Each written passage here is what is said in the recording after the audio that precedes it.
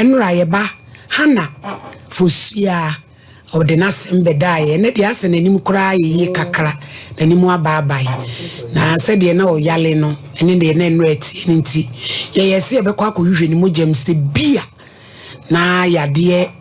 kodie wui ebie wo ho a na gya ya takre no physical na ebe ya waba resource no so ha fosia o ho te sei atoye so adome ho ya ene de wani ma ye kama wo yesi wo ba wo betehwe ena wo mama so anya to kirete so sie free troturo mu no ko se wate na apeni ya obre yo mame resource no wa hanti ebusiafo na esi twakora ma mo de to so mai ko Fairview Diagnostic Center exams ani epese yekoye no ye HIV because symptoms no ana ye hunu no na anode onyame adom yekoye no bibie ni bibie ni si oni ade bia se HIV no aboa ba akokora ni mogem tina se de ye kase duabo no eye no kore nti afi ne ye betakre ho no na ye de na menya meche na ono so wato aso ho na yenim se onyame ene nam no onwu ye ni mo ase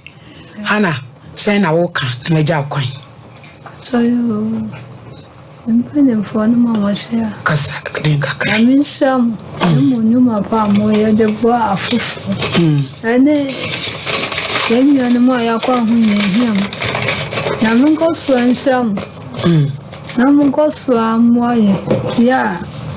ko ahunye yeminim se nyame tumi wo mso nyame tumi wa ha se obi biara wo hwe meme hana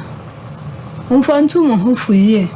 matna se sa for 24 to 27 ene mo hwe de atomi ti wuni pakura we ababa wa no asisu afotu hofo obikum fotu hofo na manje ni se sa ne ma we nyina abatum nti ene atomia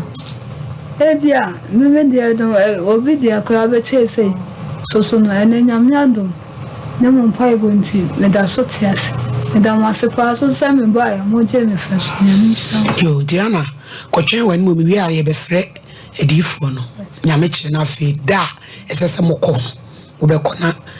nyame kire de me ameba ti katua bi akora mem no aye ne ma ama na menim se bedu be boso me sene no wo be ba no na ho aye fichi so ate se ya yesi bibia nu mo gem no yi hu ehu firi wo mu da se ho nyame te asi